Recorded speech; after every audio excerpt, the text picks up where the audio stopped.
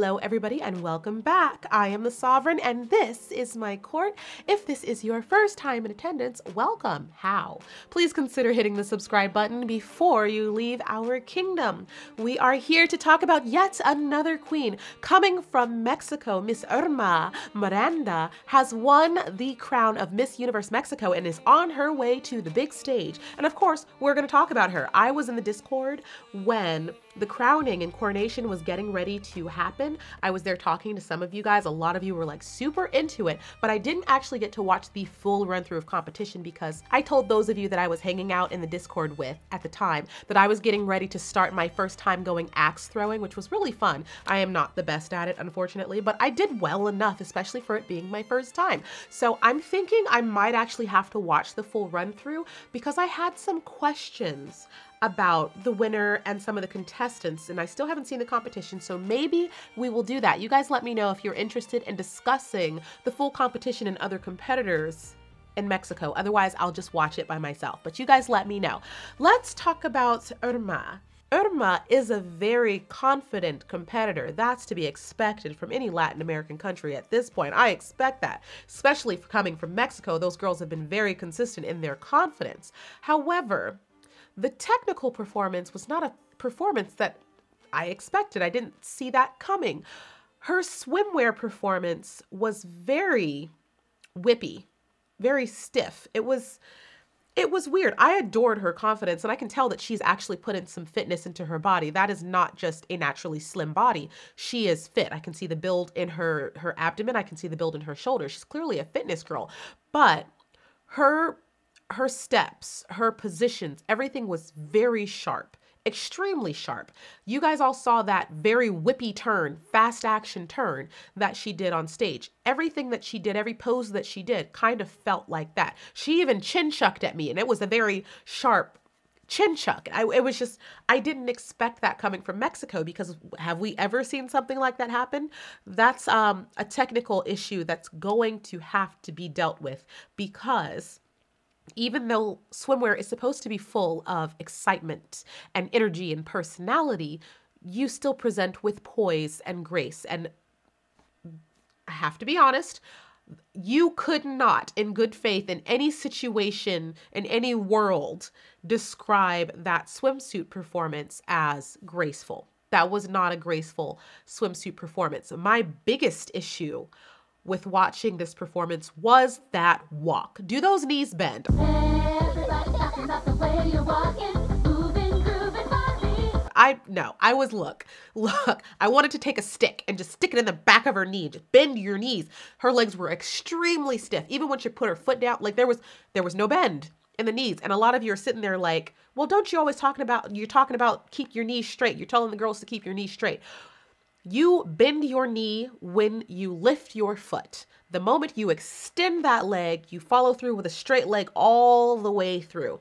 But when you walk, when you take steps, your knees have to bend. It's just the point at which your knees bend. It's a very short and finite point. The rest of your walkthrough should be straight-legged, but she was walking almost like how a Barbie doll would walk if I was holding a Barbie and I made my Barbie walk across the table. You know how Barbie's knees don't bend and they kind of just walk like they have stilts for legs? Her legs were just very stilt-like and straight and non-graceful or poised. And I'm like, what? I'm not expecting this. It's Mexico. Where does that?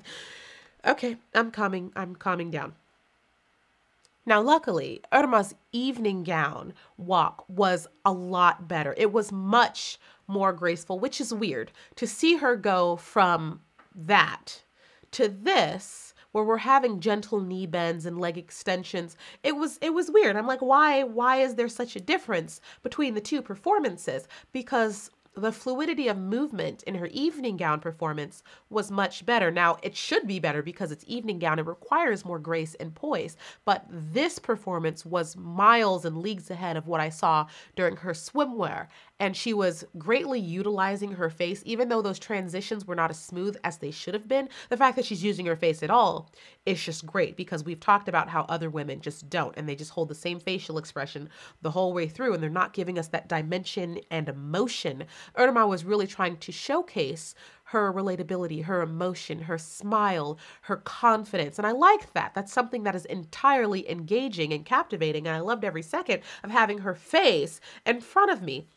She just needs more natural movements throughout all of her performances. She needs to work on the fluidity of movement. But yes, her evening gown performance was so much better, and that gown on her was stunning. Once again, it's colorless.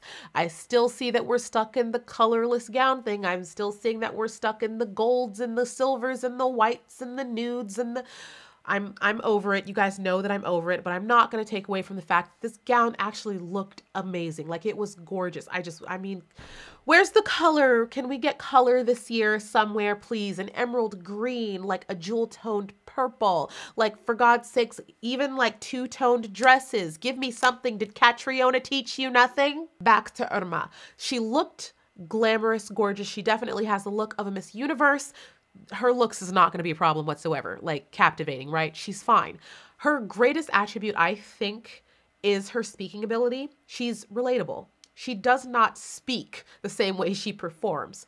Her words come out of her smoothly, and when she speaks, she's not stiff. She's not sounding rehearsed. It's sounding like it's coming from her heart and out of her brain directly to you, which is exactly what you need to do well during Miss Universe, because they are going to peg a faker before you walk in the door. 30 seconds is all it takes, especially for women, to know you're being two-faced. So that's going to help her in a Miss Universe competition. But the technical issues is going to be her greatest drawback, specifically swimwear, which is weird to say for the Latinas because you guys usually rule swimwear. Like, you get a Latina during a swimwear competition, they own the stage. They just clean up house. They just take everything. They leave not a crumb to be left over, not a lick of honey, not like a seasoning, not a pepper, nothing.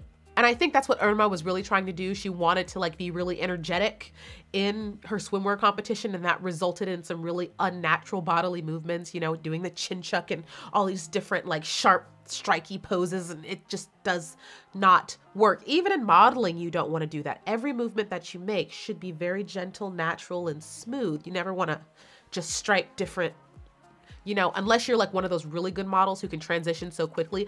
But in a performance capacity, that never works on stage, so don't do it. Anyways, we'll have to see what type of training the Mexican organization puts Miss Irma through, because of course she can transition into a butterfly before our very eyes and come out surprising everyone during competition. We definitely have seen that before. So I'm not saying it's not possible. Is she like the best competitor I've ever seen? No. Absolutely not. I think I said this in the last video, depending on when I post these videos and what order they go up, Celeste Cortese is the best competitor I have seen thus far. So I'm comparing everybody to her because right now she's the best one that's out. And right now, Irma is not, you're not, look, okay, you're not about to catch Celeste anytime soon. She's leagues ahead of the rest. So for girls to be coming after her, for you other nations out in the world sending out competitors, right now, this is the Goliath you need to go up against. I'm not being harsh for no reason. I'm trying to prepare you for war, because we all know the Filipinos do not play nice. They don't. They're nice people, but not in pageantry. Not when it comes to their crowns. They don't care about your feelings. So I'm trying to be the good friend and warn you, because they're not gonna fire off a warning shot. Look, Philippines, look, okay? They play rough, and you better not cry about it because they don't care. They don't. They have no mercy. In the comment section below, let me know what you think about the new Miss Universe Mexico heading off to competition this winter. What do you think she personally needs to do to better her chances for a win? What type of training do you think she needs to go through? What type of gown are you hoping to see her in? Was Irma your first pick to win Miss Universe Mexico? Because I've heard some things. By all means, sound off in the comments section below. Hi, my Facebook friends. Oh, we're sending happy birthday messages. Happy birthday, Izzy. It's my friend, my biker friend. Make sure you give the video a thumbs up, hit the subscribe button if you haven't done so already, and remember, I love you and I will miss you, but you know I will be back in a future video. Bye!